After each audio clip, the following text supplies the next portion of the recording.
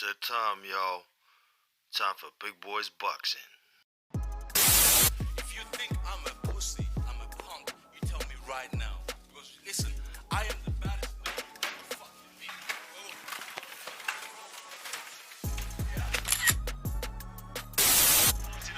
So that'll give a bit of energy. Yeah. It's good night. It is all over in the 11th round. What up, team? Welcome back to Big Boys Boxing. I'm Jono, your host. And today, we shall firstly go through some fights that happened over the weekend. And then we shall talk about what's in the future. And there's something else I want to touch on to do with the channel. Once we get these weekend reviews kind of out of the way. So I hope y'all enjoyed your weekend of boxing. I enjoyed it. It was a bit of a mission watching 3 cards at the same time yesterday. Watching the Garcia to go card, also the Mayer versus Hahn card, and then also the Lubin v Fundora card. Now the Lubin Fundora card was a little bit later, so the main event pretty much happened afterwards, after the other cards. So yeah, it is what it is, but pretty decent weekend of boxing. Of course, the day before we also had Triple G versus Murata in Japan. It was all good, but we'll start with the biggest fights to start with. Erickson Lubin versus Sebastian Fundora. Erickson Lubin was a favorite at $1.66, and Fundora was the underdog apparently, and I was kind of looking at it thinking, he's a big dude. Lubin's been knocked out before. Lubin should still get it though. I thought Lubin's probably got better power. He should be quicker, better skills. But that height disadvantage was huge, man. Huge. So, Lubin came out fairly strongish in the first round. Both guys came out pretty strong in the first round. I believe, like I was saying, I was jumping between cards, so I didn't miss, I think, a knockdown. I think it was in the second round or something. Erickson Lubin got knocked down, but later on in the fight, he landed a good shot on Fundora, and Fundora had to take a knee. But it was only a couple of rounds later, and Fundora had the better of him. In the final round, Sebastian Fundora was pouring it on. There was nothing really coming back from Erickson Lubin, and it was all over. The referee, the corner, both kind of stopped it at the same time. But anyway, Erickson Lubin, I'm reading this from an article title. Erickson Lubin, broken nose, separated shoulder in brutal battle with Sebastian Fundora. His face was messed up, man. Another comment here from Sebastian Fundora. Fundora's face shattered from round 1 to round 9. It completely morphed. Yeah, it looked pretty horrendous. And we do have a couple of comments from Sebastian Fundora here. Just a sec, I'll find it.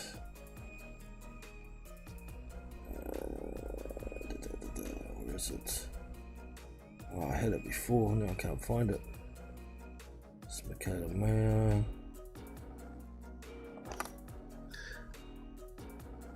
Where is it? Photos, no, not photos.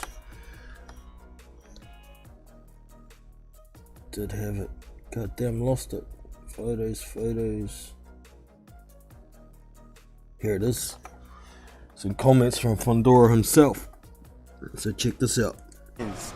Just coming through with a big victory over Erickson Lubin. Two questions. Was that the hardest fight of your career, and how do you feel about it? Yeah, you could say that. You could say that it was the hardest fight of my career. He made me take a knee, you know. It made me think a little bit. But it was a great fight. We gave, both of us, Lubin and me, we gave the fight that we wanted to give to everybody. It was an inferno. How's your stamina? Because we brought you a chair and you're standing. I don't know if you saw or not, but are you feeling like you can go another 10 more rounds? Oh, yeah. If this wasn't here, I'd go a million more rounds.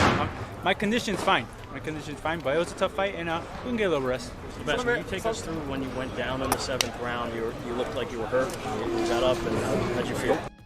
When he said if this wasn't here, he's pointing to a welt on his face. A little bit. I was a little bit buzzed. I took that knee because I knew I needed to recollect myself, and by the time I got back up, I was fine.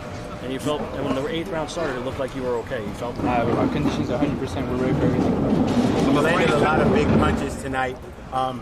When did you think in particular that the tide started to turn and you took control of the bout? Was there a time in the fight where you took control that you couldn't remember? Well, I think the second round when we dropped him with the uppercut, I knew the uppercut was going to land again and again and again. And the round we actually took a knee, I felt we were dominating pretty good until we did take that knee. But then the round after, we came back and we did back on, like, the train never stopped. So I gotta ask you, man. I gotta ask that question. So who you want next? The winner of the Chalo Of course. Hey, if we can win all the belts at once, why not? You know. Absolutely. I want the champion next. This is only a little step towards it, but the next one's a real thing. Hopefully. But if not that, we'll fight anybody in 154. We're doing good. In the last round there, it seemed like when he was holding, he wasn't really trying to throw anything. Earlier when he was holding, he was still working. Did you sense like the fight was over at that point because he was really kind of just holding on? Yeah, I knew he was going to get caught again. Either he was going to get caught again or the corner was going to stop it, because I took a step back and I saw his face. His face was a little too swollen already. I was like, there's no way he can see out of his eyes. So my prediction came true. Were you surprised that, Ruben's been criticized for having a shaky chin? That's what some people say. But he took a lot of punches from you. What's your thoughts on his chin after the fight? You know, these how they said he's won 6 fights in a row. I know he's been thinking about how people make fun of his chin and all that. He's a tough fighter. And he worked on that. I just know I hit hard too. So I didn't think this fight was going to go the distance, and we got the job done. Sebastian, how surprised were you that he survived? I know it was late in the round, but he was hurt when he got up. He used the ropes to get himself up. How surprised were you that he survived that in the second round? Well, when we dropped him, it was the end of the round. When I went, literally when they finished the count, the round was over. So I was like, that's fine. He came back in the 3rd round. I knew he had the minute to rest, so it was fine. I knew he was going to be fine. When you're watching the fight unfold and his face is getting worse and worse by round, how surprised were you, one, that the commission did not stop the fight, and number 2, that he was allowed by anyone to continue fighting? Because I wasn't surprised. I just knew it was going to happen eventually, because his face was getting bigger and bigger and bigger. And the corner stopped it, or the commission, I don't know. His corner stopped it. There's no way. You gotta. Fighters go in there not to quit, but the corner has to do their job, and the corner did his job, and they stopped the fight. Do you feel that he'll ever be the same after that? I don't know. I wish him the best. I wish him a quick recovery. He got up before. He can do it again. All right, that's enough of Sebastian Fondora. He's very calm, isn't he? Doesn't talk trash. I quite like it when we get a humble gentleman somewhat in boxing these days. So well done to Sebastian Fondora. Joseph in the house. Good to have you in, man. Moving on to another fight. Shane Mosley Jr. got somewhat of an upset over Gabriel Rosado this weekend. Gabe was a heavy favourite. I initially looked at it and went, Mosley can box. And if he boxes, Gabe could be in trouble. But Shane Mosley Jr. he's like a gambler's nightmare. You never know what Shane Mosley's going to turn up. When he's on, he's pretty good, but when he loses focus, he's rad shit. But this fight, he was fully focused. Gabe looked like he didn't have much in return. You know, you could see he was looking for a counter, but Mosley was too quick and he was out of range again all night. So Gabe got beaten convincingly in that fight. And it was what it was. And that was a fight that messed up a couple of my bets. But there was also, it wasn't Sergio Garcia and Tony Harrison. Sergio Garcia was a heavy favourite as well. And I thought, when I saw the odds, I was looking at it going, well, Tony Harrison can box. Why is Garcia such a wide favourite here? It's not like he has enough power to hurt Harrison. But it was what it was. Tony Harrison boxed well. He boxed his way to another points decision over Sergio Garcia. It was kind of a crossroads fight for both of those guys, so I expect Sergio Garcia will probably retire after that fight. He just ain't got it. Not enough power, not enough decent technique either. You know, he was throwing bare punches, not setting anything up. Wasn't going to the body. It was a pretty poor performance, I thought, from Sergio Garcia, but all credit to Tony Harrison. He did well to nullify Sergio Garcia, so well done. Like I said earlier, also Michaela Mayer boxed her way to a convincing decision over Jennifer Hahn. She is still with Top Rank and has apparently signed an extension. I'm not sure if that was such a good idea. Yeah, Top Rank do look after her, but she's running out of options to fight within her stable. I'm just looking at an article here saying Michaela Mayer looking. I want Baumgardner or Choi, or Taylor Serrano winner. I think Taylor and Serrano are weight vision down or something like that anyway, but I don't follow women's boxing that closely, so meh. There was a few decent fights on that undercard. Another woman boxer, what's her name? Esparza, can't remember her first name. Marlon Esparza. She got a win over the Japanese girl, can't remember her name. But it was kind of to be expected. But it was competitive. I saw parts of it. Now over to the Ryan Garcia fight against Emmanuel to go. Now this was supposed to be a comeback fight for Ryan Garcia to build confidence. Emmanuel to go is a tough cookie, but a smaller fighter. The size difference was substantial in there.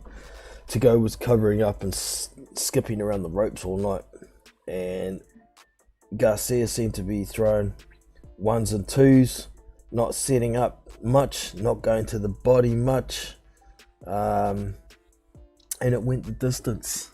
So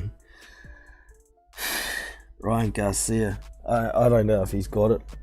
I don't know if he ever had it, but he certainly doesn't look like he's got that something special at the moment, does he?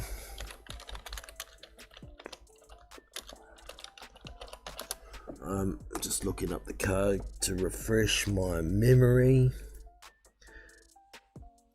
Ryan Garcia gets the 12-round decision over Emmanuel Tugal. Also on the cards, that was the card that had Marlon Esparza, who got the win. That was the co-main event. Prior to that was the Gabe Rosado and Shane Mosley Jr. fight, so I've already covered those. I didn't see any. I think that was where the broadcast started. The rest of these fights on here, meh.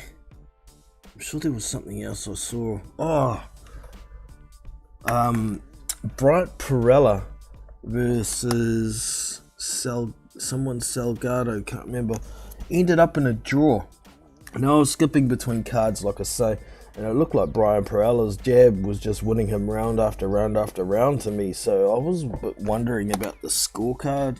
I know Salgado looked decent in the first round, but after that, he looked like he was getting outboxed all night. So I don't know how they managed to get a split decision draw on that fight. But it is what it is, you know. It was a bit odd, I thought. Okay, team, so I'm gonna drop a link. Let me go here. There is a link to join here if anybody wants to join. I'll pin that to the top. Gonna get into that chat myself.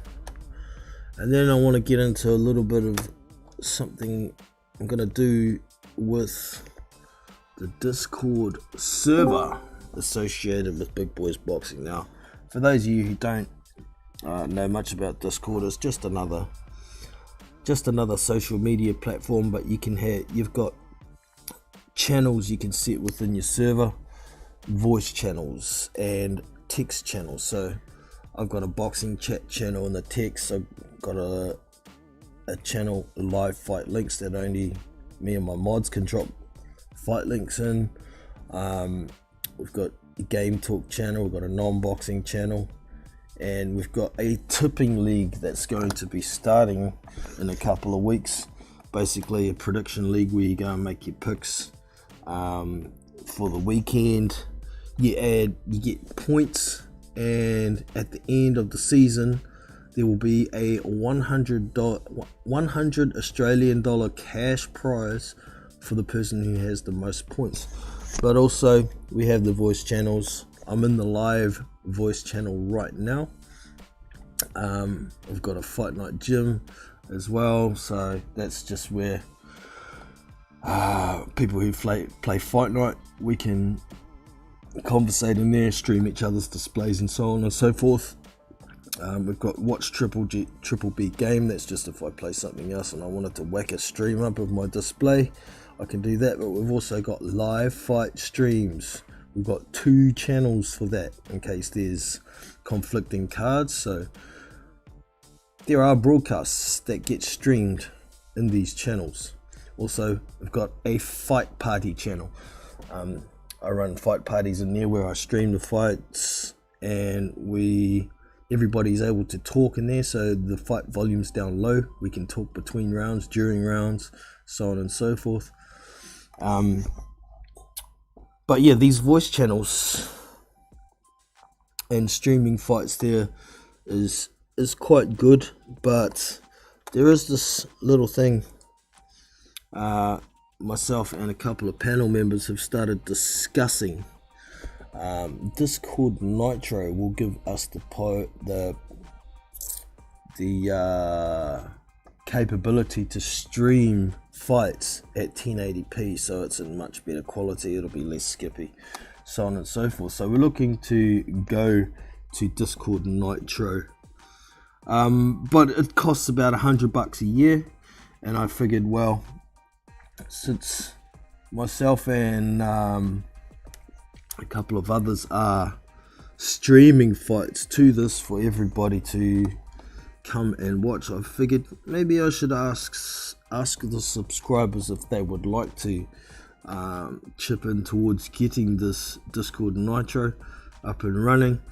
$1 here or $2 there would certainly all help, and I wouldn't be bearing all of the cost of getting Discord Nitro. So for anybody who may like to contribute to the cause of getting this Nitro set up on Discord, there is a donation link in the description.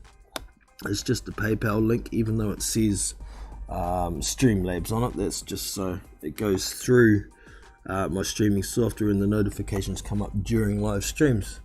We've got Iron Kong in the house. Good to have you in, bro. Yeah, just mulling over some things that have happened over the weekend. There was a few good fights to watch. I didn't touch on it, but on, well, Saturday it was Saturday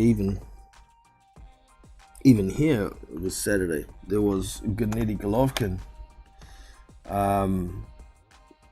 had his fight against Ryota Murata in Japan.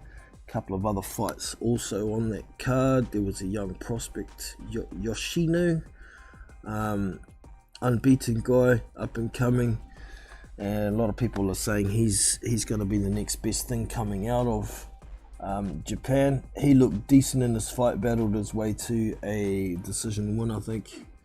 I did watch it. I did have a bet on the 3 fights that were televised on that card, and that's the only bet that came through for me on the weekend because I bet on the accumulators. We also had Junto Nakatani on that card. He was the co-main event, and he got a stoppage in a pretty one-sided fight, really.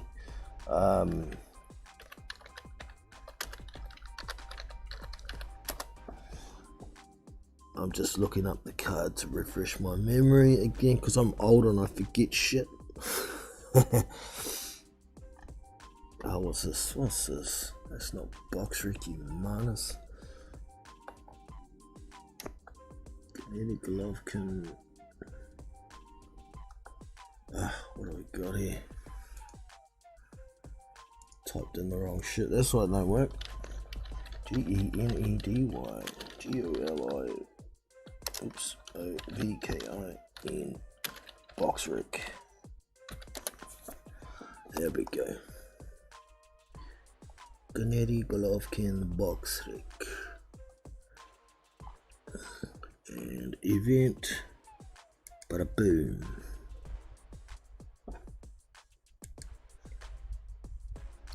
Right, yeah, so where is it?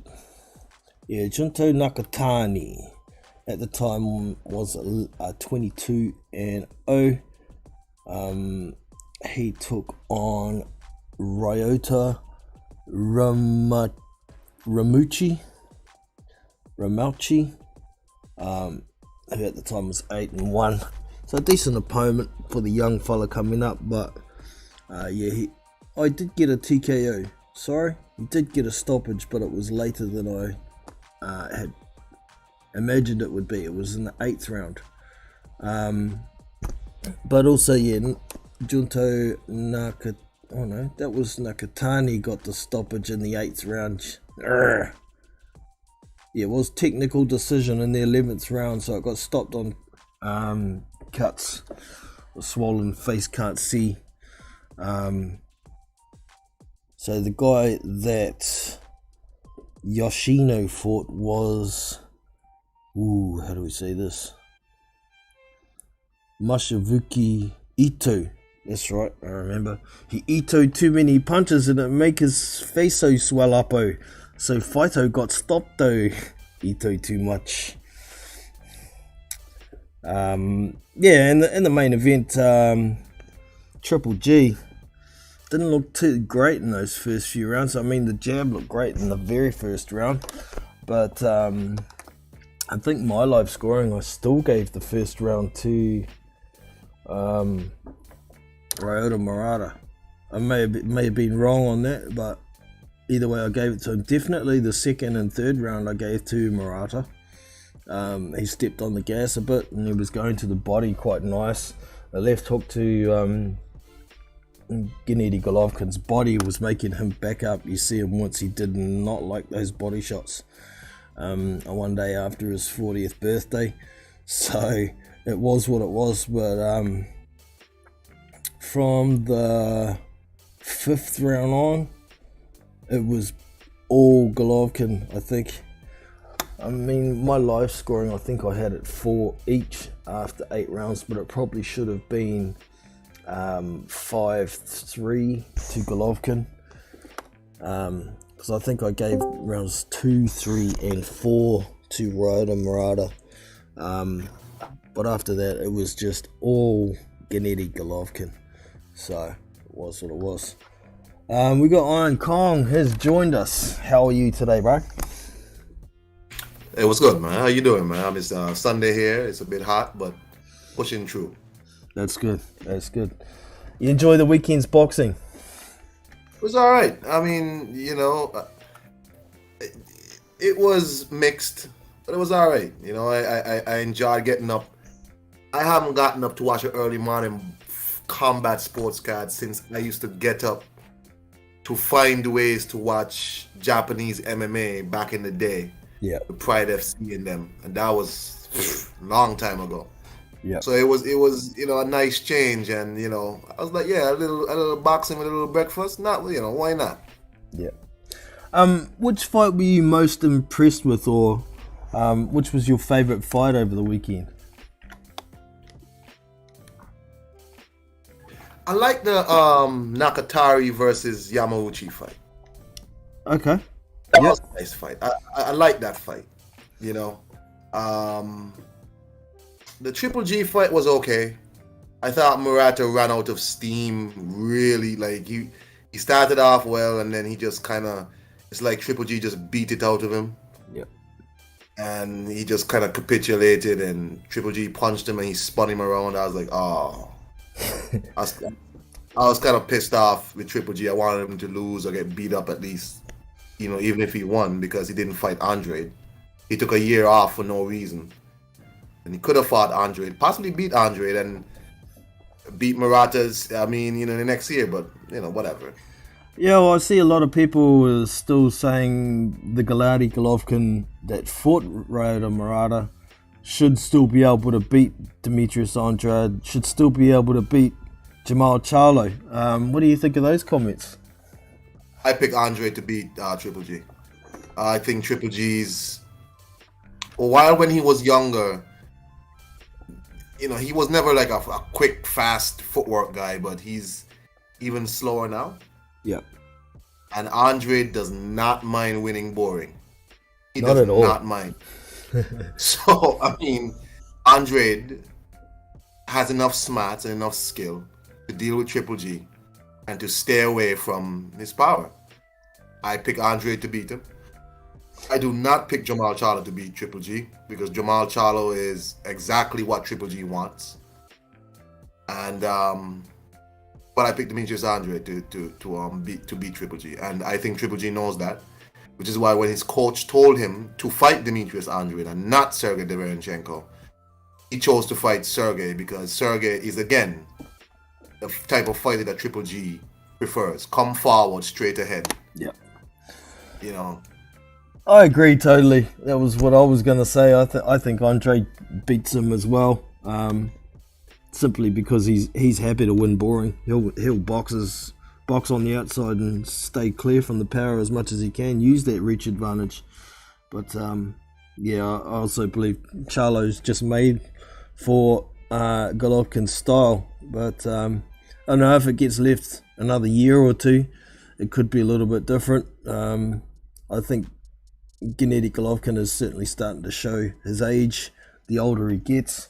Those first 4 rounds against Murata, I didn't think were very flash. It was okay in the first with the jab, but Murata stepping on the gas a little bit in the second, third and fourth. Could have been what made him run out of gas at the same time, I suppose, but he did look a little better in those rounds. So did you see the Erickson Lubin and Sebastian Fondora fight?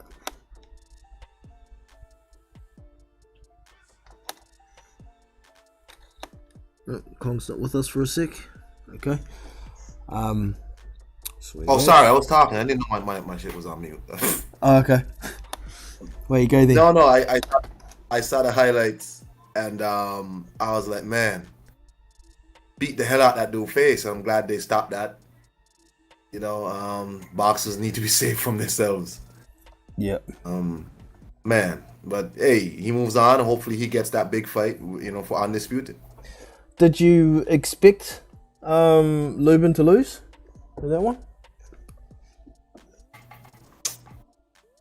How do I say? it was a possibility, but probably not like that. Okay. You know what I mean? Like, I didn't see that sort of beating. No. So neither did I. I thought Lubin was either going to win on points or a late stoppage, you know, but I've got a little bit of a dislike for that Sebastian Fondora. He's not supposed to be in that goddamn weight division. How can you be 6'6" and 154 pounds? It's crazy. And how he fights, you know, he's got those big long levers and he fights inside. Those big long levers are supposed to be slow on the inside and not really workable, but jeez, I hate like a cheat code. Yeah, he gets away with it and he's effective with it. So shit, we'll see. He does want the winner of Charlo Castaño. I'm not sure if he'll get it. I know Tim Hughes also in line for a shot at the winner of that, but we'll see what happens. Who's going to be in line first? I see Fondora was holding some kind of belt, so he picked up some kind of WBC strap from that. Let's have a look.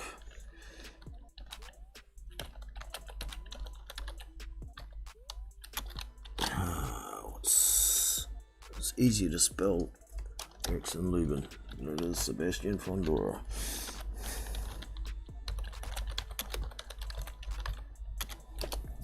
Erickson Lubin. Let's have a look. I'm sure it must have been for some sort of belt since he was holding it.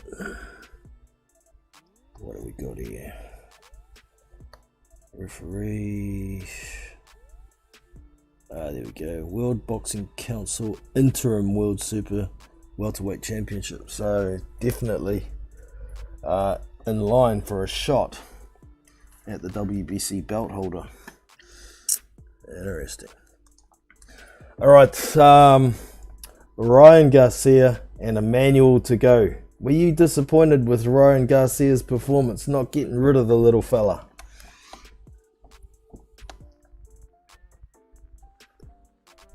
Jesus, sorry. You know, I could say yeah, because Ryan Garcia talks a lot of shit when he was off on his quote-unquote mental health recovery situation. He fought or somebody else fought, he would chime in, well, I would have done this. You know, I would have stopped him. I would have this, I would have that. Yeah. You know, when Devin Haney fought Jojo, it was a good fight, but Devin didn't chase greatness, didn't go for the finish. All this BS, right?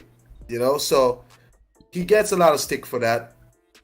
You know, the guy really came to look like to survive, really, to not get knocked out, which means he wasn't gonna throw hands at all, and he just kind of, you know, stunk it up. Was really negative. It's cool when you want to be elusive and jab move and what, but you have to also score and score a lot. Yes. He didn't do none of that. So it's hard to knock out somebody when that person is not engaging at all. And so on the normal circumstances, I mean, I'll be fine with it. I mean, you know, you can't force your opponent to, you know, engage with you, but because it's Ryan Garcia and Ryan Garcia talks so much about other people, F him. Yep. Yeah. He dug himself a hole and he's jumped in it, really. So I think he deserves all the criticism he gets because he's been dishing out so much of it.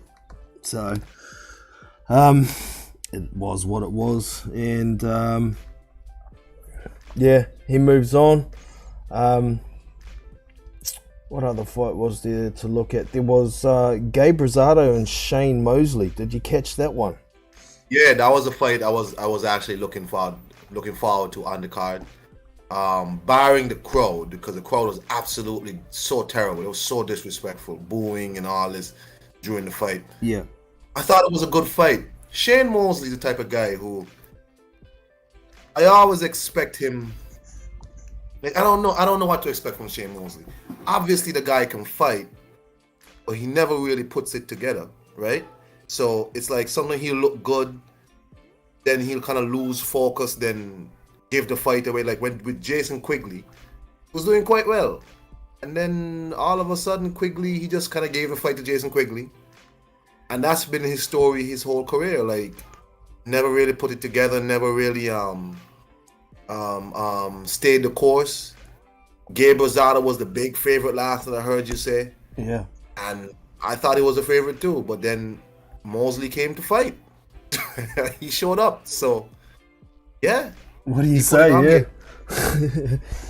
It's tough with him, like you say, with that losing focus. I don't know whether it's a case of he takes a shot of some sort that actually hurts and it sends him off into La La Land or whatever, but this fight in particular, he was getting his shots off and then getting out of range, and he looked really good in this fight, and it really pissed me off because I had 2 bets with Gabe Rosado in them, one being Gabe for a knockout that was just a hedge, but just for a win, and the other one, and they both hit the deck because of Shane Mosley's unpredictability. So, I mean, moving forward, if he consistently stays boxing how he should, I'm keen to watch him, but any more of that losing focus sort of thing, I don't know if he's in the right game, if he's going to do that sort of thing, but we'll see what happens.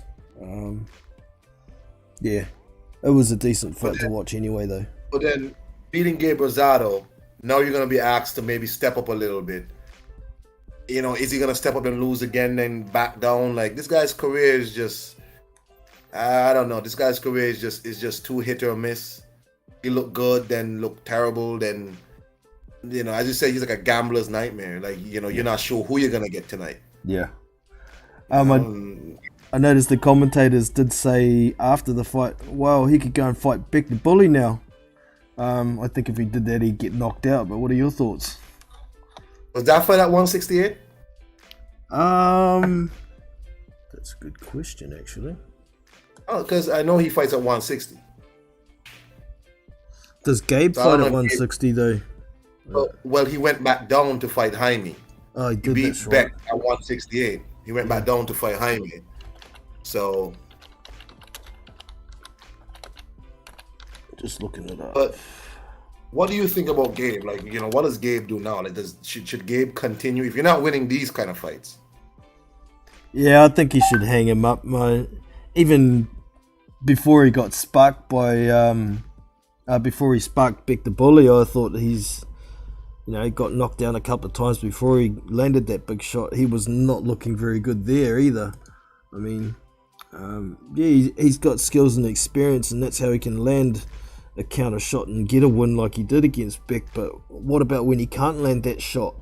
You know, he took a beating from Shane Mosley Jr. That was at 168. Yeah, there's 167, both of them in that one. So he moved. So Shane moved up then. Well, that's fine, but I'm not sure what.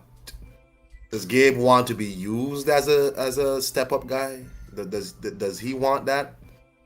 So it's really up to him, because it's not like you got robbed again, because his whole thing was that he gets robbed a lot. Yeah, that wasn't no robbery. Yeah, that wasn't a robbery. You got beat. Yeah. So, indeed. Yeah, I think he's got to hang him up.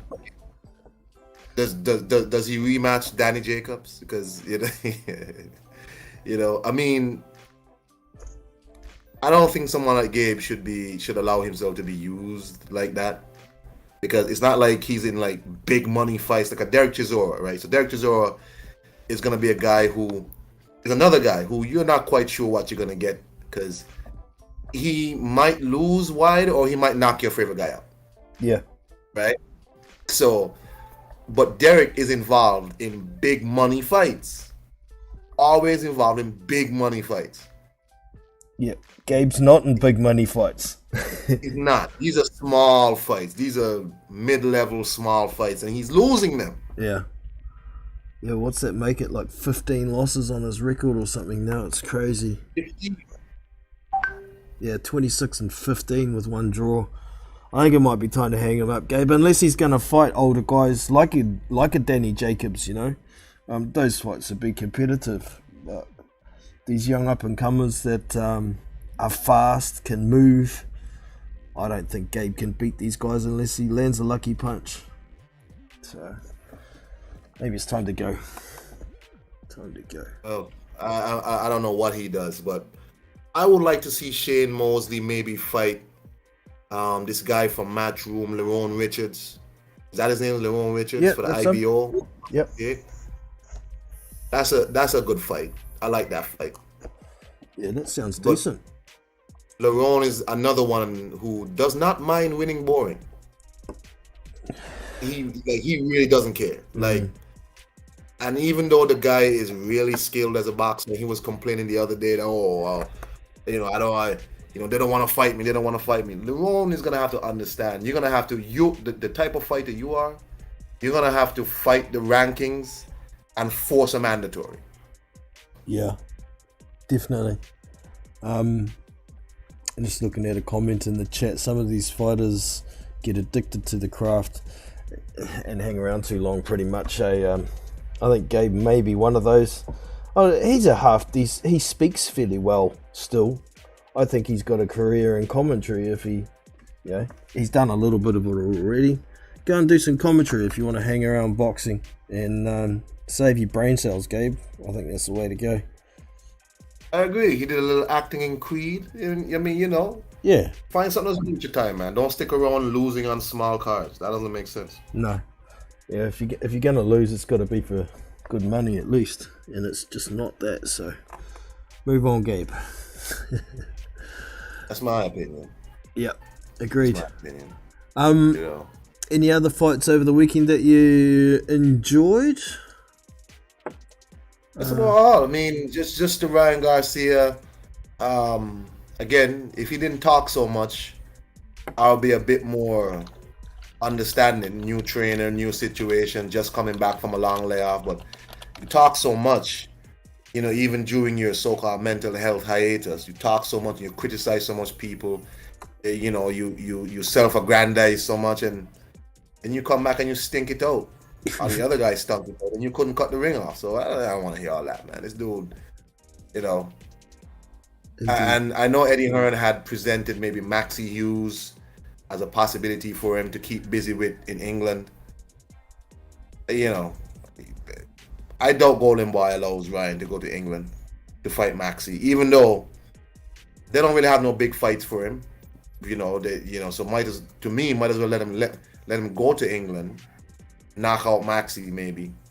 But then, can he knock out Maxie? Because Maxie seems to be very decent with his hands. Seems to be a nice boxer.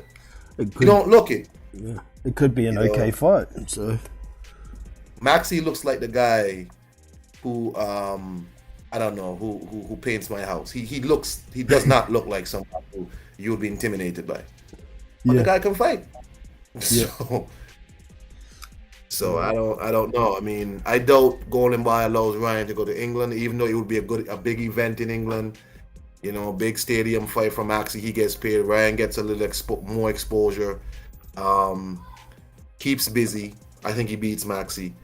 But if he's having issues cutting off the ring, he apparently fights. He apparently is comfortable being a very flat-footed, march forward type guy. Yeah, and I'm not sure how far that's gonna get him. No, to be honest, because his chin is in the air. I don't know. He will come a cropper sooner or later, standing up as straight as he does, with his heels on the ground. But if he wants to fight like that, when everybody's telling him don't do that, then he's going to have to learn for himself, isn't he? There was another couple of fights that I forgot about. There was Kevin Salgado Zambrano against Bryant Perella that ended up in a draw. Did you see that fight at all? I did not. I saw parts Where was of it. Where was the fight? It was on the Lubin Fundora undercard. No, I didn't see that. I didn't see that fight. No, I didn't. Okay, that one ended up in a split decision draw. When you get a chance to look at it, if it does pop up, have a look at it. I thought Perella won based on, he was popping the jab all night and landing it most of the night. but they still managed to give it to give a split decision to Salgado. Also, after that fight, there was Tony Harrison and Sergio Garcia. Sergio Garcia was a heavy favorite for some reason. I guess they thought maybe the volume would do the damage, but I was in and out of watching that fight as well, and Tony Harrison was just staying at range, countering with good effective shots, and he basically beat the snot out of Garcia over the 10 rounds and got the decision win. I take it you didn't see that one either? I gotta try and watch that fight because at that time I was out, so I didn't get a chance to watch that fight. I wanted to watch Sergio because I saw him. Wasn't he the one who beat up Cheeseman or something like that? He beat up Cheeseman. Was it him? I think it was. I'll just click on it. Didn't he? I think he beat up Ted Cheeseman sometime. Beat him up. And when I saw him, gonna go fight Tony, I was like, wow, this is a good fight. But now you're telling me it actually wasn't a good fight. It was just kind of one-sided. You're telling me? I thought it was fairly one-sided. I missed the first couple of rounds, but like from the fourth round on, to me looked like Garcia was trying to throw volume, but Harrison was dodging punches and blocking them well and landing effective counters in between the punches, and Garcia was just walking forward trying to throw, but not really landing a lot. So I don't know. Tony Harrison just seemed to take away his tools and, did a job on him as far as I could tell. So, yeah. As Tony Harrison is another guy who, I don't know, I tend to expect more from. Like when he was fighting Charlo the second time, if you watch the fight, he was actually winning that fight, even though the judges had Charlo up for some reason. He was actually winning that fight, then he just kind of started doing nonsense in the ring, and then he got knocked out. Yep. So Tony Harrison is a really skilled guy. I remember when they were trying to get him to go down to Australia to fight Tim Tszyu. He didn't go. Okay. How do you see that fight going if Tony Harrison fights Tim Tszyu? From what you've seen of their two most recent fights. Yeah, that could be quite interesting. Yeah, because Tszyu's the style of fighter that suits what Harrison does, with his catch and counter and a bit of movement. So that could be rather interesting. I think that's a very good test with Tim Tszyu. I'd still pick Tszyu. I think the youth and towards the end of the fight, I think Tony will end up getting a bit sore to the body. So that's something Sergio Garcia didn't do, was go to the body pretty much at all. He was headhunting, and if you can't slow down Harrison's movement, then you're not going to stop him. But I think that's a good fight. I'd like to see it between Tszyu and Harrison. Well, now Tim Tszyu has kind of bent the knee and come to America to fight on a PBC card. I guess Tony really not going to be going down to Australia to fight Tim Tszyu. No. So, no. Even though in Australia that's a big fight, big event, in America that's like a small card, undercard fight. Yeah, definitely. But PBC don't care, man. They're like, look, just come fight on this undercard. Remember when they offered Dillian White to come fight Luis Ortiz on an undercard instead of Luis Ortiz going to England to fight a main event pay-per-view? PBC don't care. What kind of sense does that make? It sure as hell doesn't make any kind of dollars. That's crazy. That's crazy. Yeah, but as far as PBC is concerned, their undercard is better than, is more valuable than your main event in wherever you live. So, whatever. Yeah, whatever. All right. James Jameson is also in the house. What's he got there? I believe Innocent Joseph Parker will be world champion again. I'm glad you got faith, man, because I don't. I don't. Wow, you don't think he's gonna do it? I don't think he'll become champion again. He might get into one or maybe even two world title fights again, but I don't think he'll win them. I mean, there's always the chance that when because I think it's going to be a case of when all the belts get split up, maybe he can time fighting somebody for a vacant belt and win a title. But so you don't think Joseph Parker? Well, he's already lost to Joshua, but you don't. Okay. He said he's not going to fight Fury. Well, let's do a scenario. Usyk beats AJ again. Dillian White beats Tyson Fury. Yeah. Joseph Parker has a chance to fight either. Say Joseph Parker forces the mandatory for the WBO and somehow gets it for Usyk. Does he beat Usyk? I don't think he beats him, but I think it'll be competitive. Yes, I think his best chance at a world title recently would be if Usyk or whoever vacates the WBO and he fights Joe Joyce for the vacant title. But that's still a damn hard fight for Joseph to try and win. That's a real hard fight. Your opinion of Joe is really low these days, boy. I mean, he's got skills in areas that he never had before, especially under Andy Lee. He looked much better under Derek Chisora, but he still should have stopped Chisora. You know, there was every time he knocked Chisora down, he just didn't seem to have that killer instinct to jump on him and get the job done.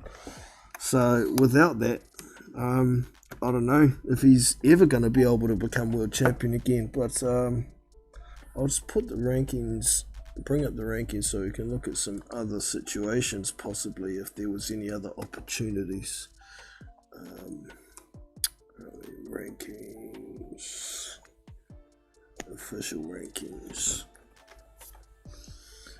Right, so the WBC, Joe Parker's at number 3. Joe Joyce is above him.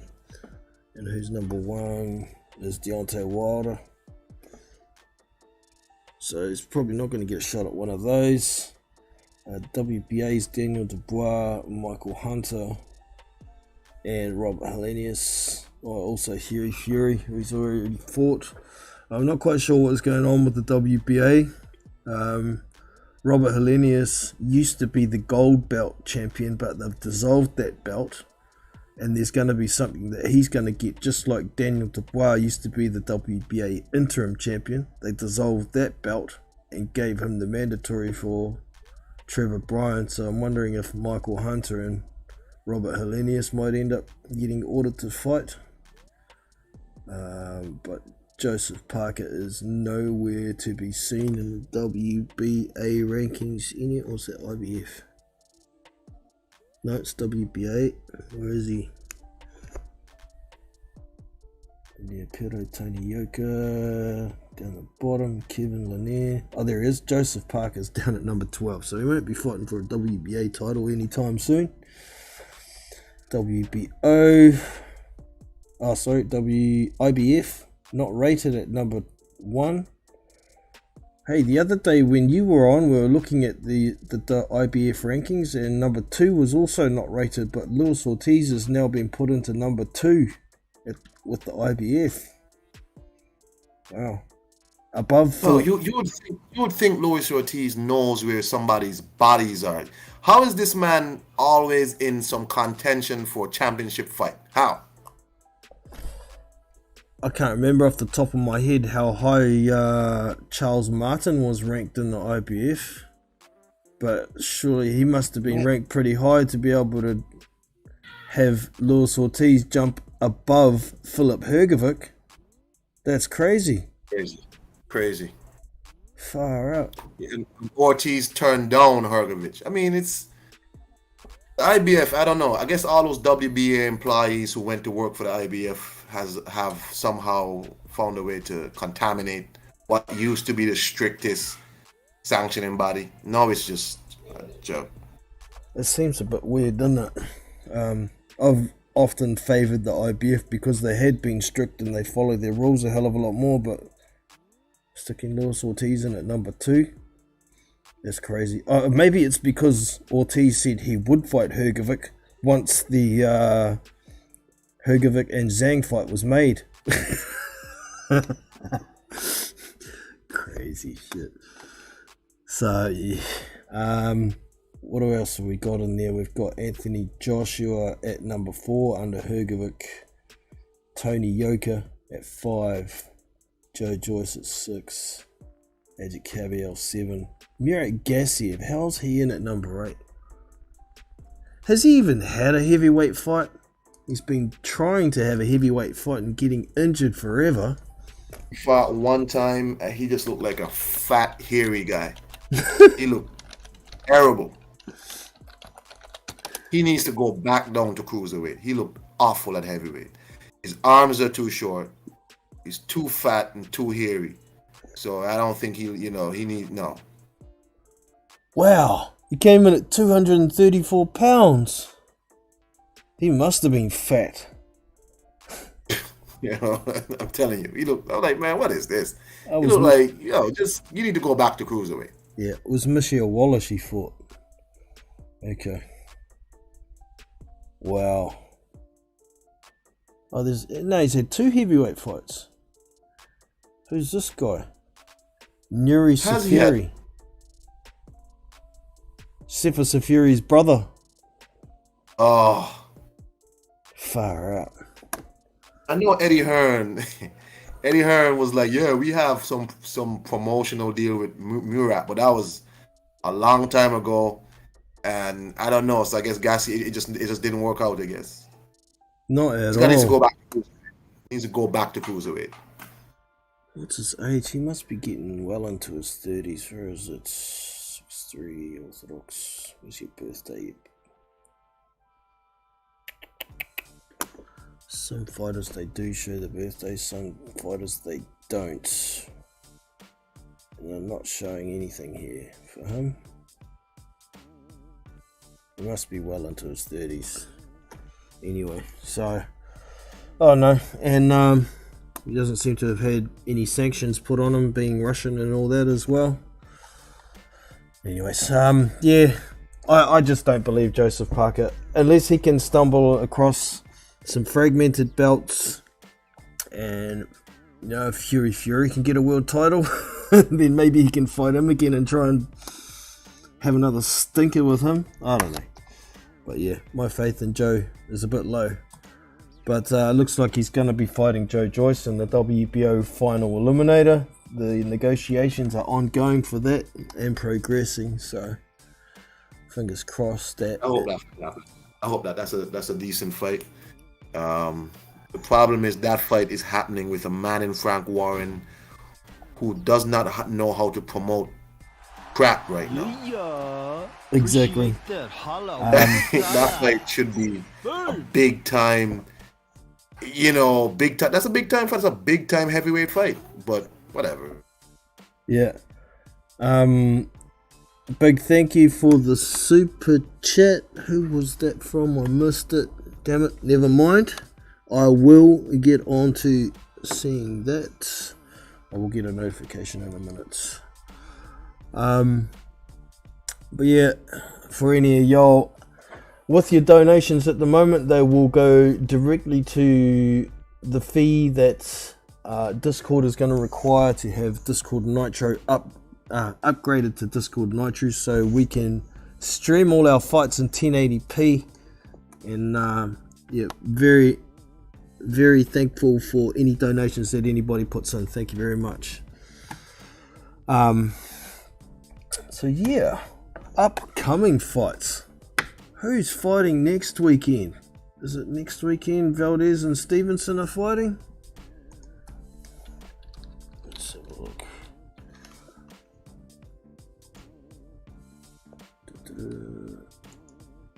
Box Rick. Let's look up the schedule.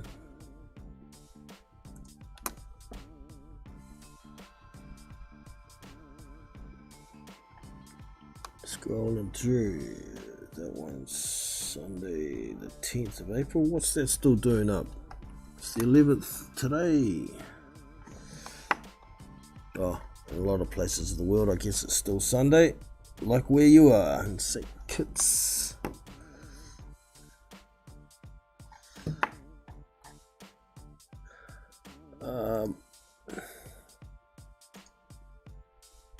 Next weekend, what are you looking forward to there, Con? You muted by the sounds of it. Jesus. Yeah, turned on. Sorry. No biggie. This thing's kicking my ass. You were saying? Next weekend, what are you looking forward to on the coming weekend? Next weekend? What's coming next weekend? Is that the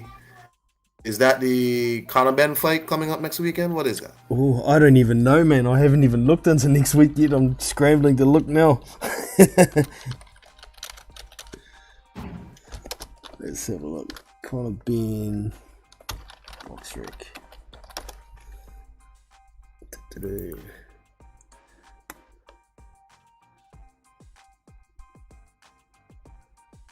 Okay, so that is the 16th. That's next week. Yep, definitely. Conor Ben taking on Christian what's his name? Chris Van Heerden is his name. Yeah, Van Heerden. Yeah, 26-2 with one draw. I'm just opening up the card to see what else is on there.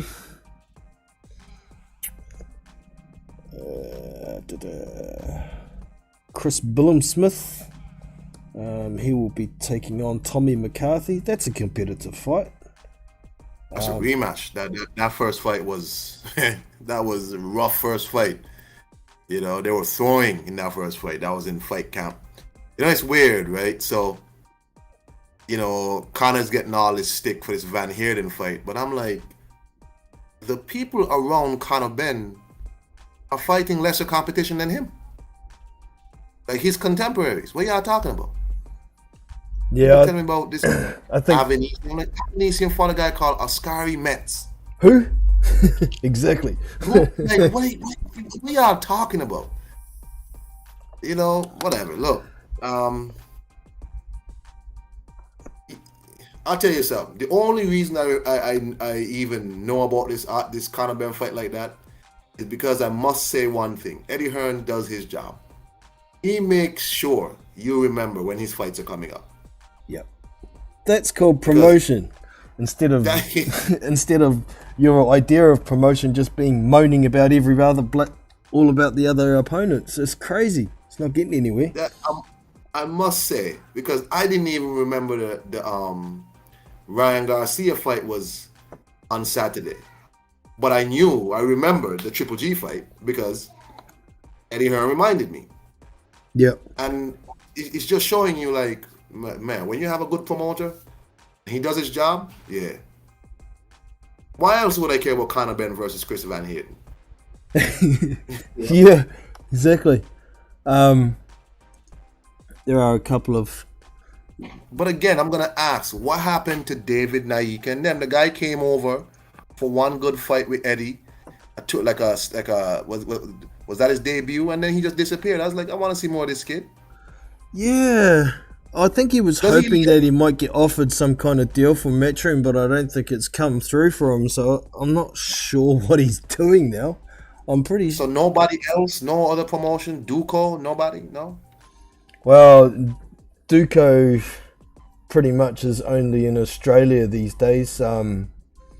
Because David Higgins, I think he's still got a part of Duco here. Him and his business partner Dean Lotigan split the business in half, and they had issues. So I think he's just doing a few events here and there, but not the big ones, because the ones over in Australia, like the Rugby League Nines that they run at the start of the year, and the cricket that they have, the rugby players against the cricket players.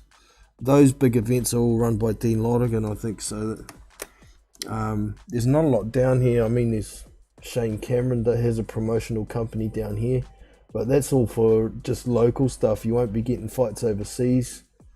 So I think, yeah, Naika was looking to get hooked up with some international promoter, but nobody seems to have given him offers at this point that I know of. Otherwise I would have heard about it. You saw what James Jefferson said in the chat. He hasn't seen no ads for Fury versus White. How is that possible? was crazy. I saw on the Michaela Mayer card yesterday, they run a few promos between the fights for it on there, and they had Tim Bradley had a big moan and bitch about Dillion's behaviour, not attending press conferences and not promoting and all this, pretty much mimicking the words that have been coming out of Frank Warren's mouth. So, yeah, they're throwing he's a good man, you know, good for him. Yeah, well, they're throwing a bit of whinging and moaning in there with the promotion, and that's basically all that they're saying about Dillian White. But, you know, Dillion's still getting publicity from it. He's probably getting more publicity through not promoting it than he would have promoting it. That's weird. Damn right. Whatever, man. Look, Dillian is right to do what he's doing. I don't care what nobody says. Let me tell you something. This all comes from Frank Warren disrespecting this man when he lost and all of this, and, you know, jumping all over him, you know. So, okay, cool, that happened.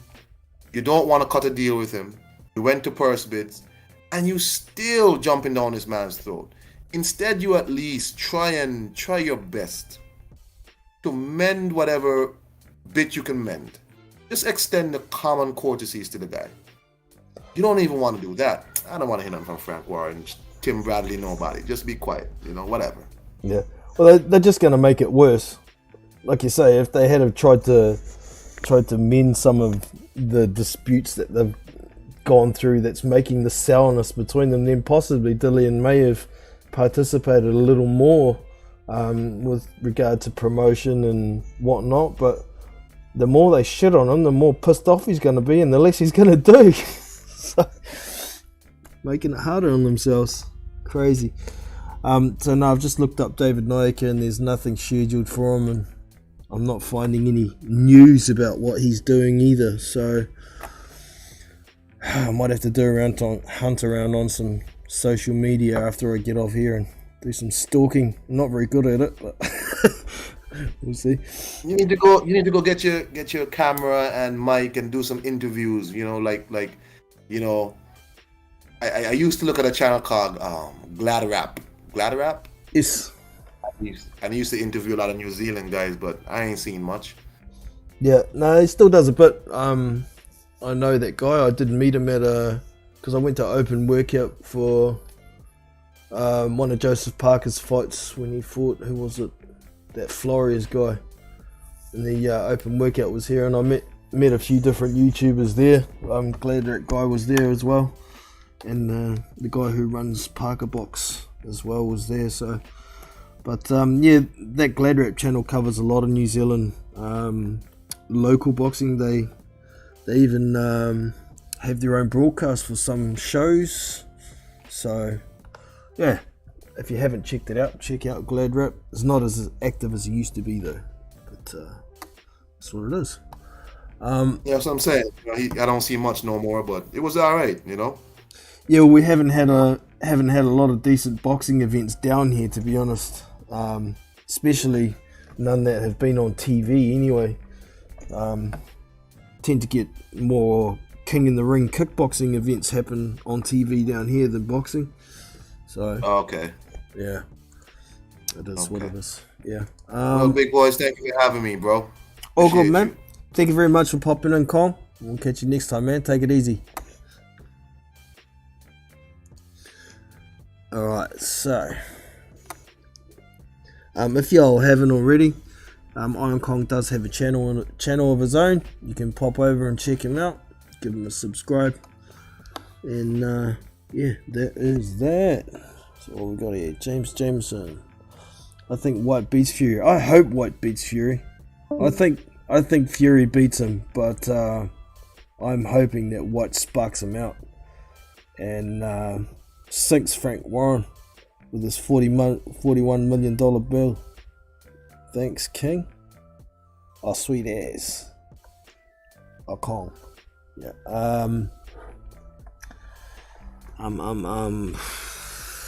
Right. I was just gonna quickly look something up. Give me a sec here, team.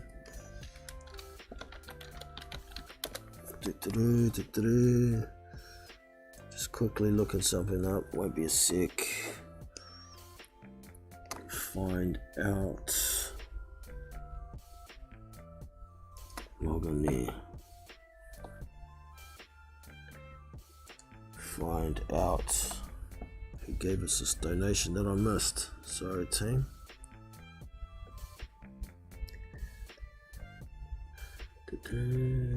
Where's it? Recent activity as well. Look at activity. Here it is.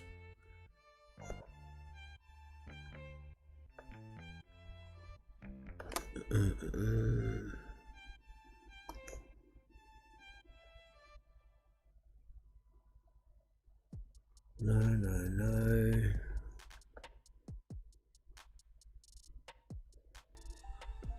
What's going on? It went off the tab by itself.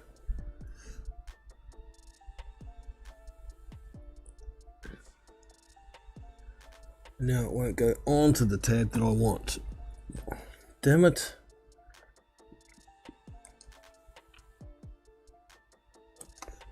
There we go. All transactions. That should show me. Activity. All transactions. You stupid piece of crap. Move. There we go.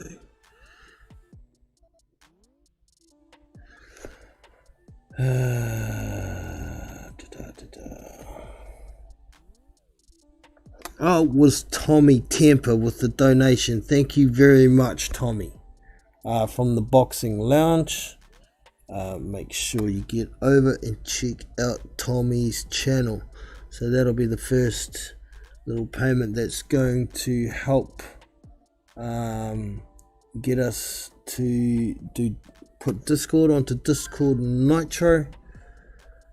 Very gonna be cool once we get our 1080p streams up and running. Be able to watch fights in good clarity. Looking forward to it. Alright, James Jameson, fine show. Peace out. Yeah, take it easy, man. Take it easy, and I think it's about time we're going to wind it up there anyway. So appreciate everybody for watching. Don't forget, we're trying to get the Big Boys Discord server onto Nitro. Every little bit helps with the donations. It costs us $100 a year. So it doesn't take much from anybody, just a little bit here and there, and we'll have Nitro in no time. So thank you very much for watching, popping in. Appreciate you all, and we'll catch you all next time. Take it easy. So that's us for today. I hope you have enjoyed. You can show your appreciation with a thumbs up and subscribe to the channel if you haven't already. Be sure to check out our Discord community, where you can find boxing news, fight links, live streamed fights, and much more. So look after yourself and your family. I'm Jono from Big Boys Boxing, and I'm out. See you!